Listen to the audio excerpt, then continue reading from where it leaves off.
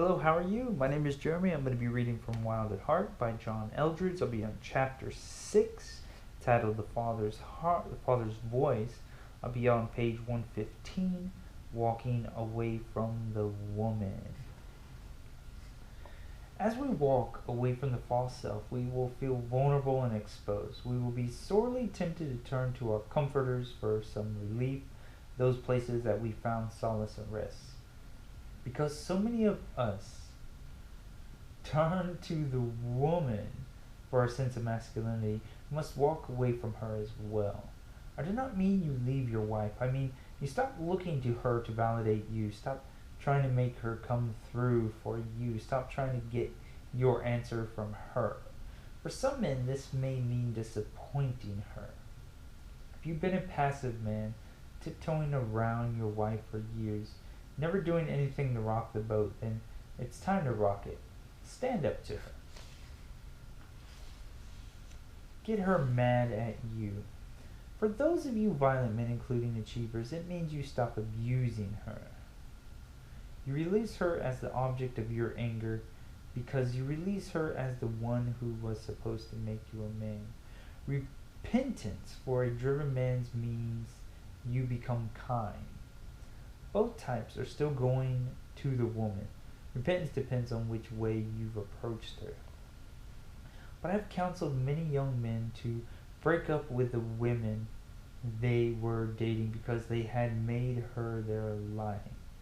She was the sun of his universe around which he orbited. A man needs a much bigger orbit than a woman. He needs a mission, a life's purpose, and he needs to know his name.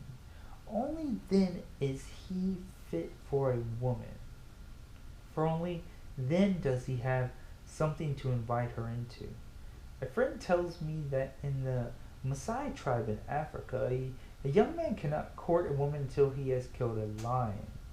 That's their way of saying until he has been initiated. I have seen far too many young men commit a kind of emotional promiscuity with a young woman. He will pursue her not to offer his strength, but to drink from her beauty, to be affirmed by her, and feel like a man. They will share deep, intimate conversations, but he will not commit. He is unable to commit. This is very unfair to the young lady. After a year of this sort of relationship, a dear friend said, "I never felt secure in what I meant to him." When we feel the pull toward the golden-haired woman, we must recognize that something deeper is at play. As Bly says, what does it mean when a man falls in love with a radiant face across the room? It may mean that he has some soul work to do. His soul is the issue. Instead of pursuing the woman and trying to get her alone, he needs to go alone himself. Perhaps to a mountain cabin for 3 months.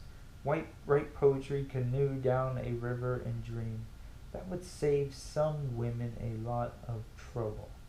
Iron John. Again, this is not permission to divorce.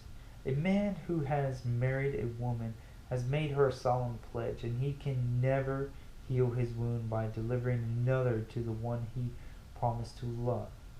Sometimes she will leave him. That is another story. Too many men run after her, begging her not to go. If she has to go, it is probably because you have some soul work to do. What I am saying is that the masculine journey always takes a man away from the woman, in order that they may come back to her with his questions answered. A man does not go to a woman to get his strength. He goes to her to offer it. You do not need the woman for you to become a great man, and as a great man, you do not need the woman. As Augustine said, let my soul praise you for all these beauties, but let it not attach itself to them by the trap of love, the trap of addiction, because we've taken our soul to her for validation and comfort. When this involves sexual compromises, it does deep and lasting damage to the soul. It also creates spiritual strongholds. The evil one then uses to torment us. I have included a prayer for sexual healing in the appendix of this book. to help you find freedom and wholeness in your sexuality. When this involves sexual compromises, it does deep and lasting damage to the soul. It also creates spiritual strongholds the evil one then uses to torment us. But there is an even deeper issue than our question. What else is it that we are seeking from the woman with the golden hair? What is that ache we are trying to assuage with her? Mercy, comfort, beauty, ecstasy, in a word, God, I'm serious. What are we looking for is God. There was a time when Adam drank deeply from the source of all love.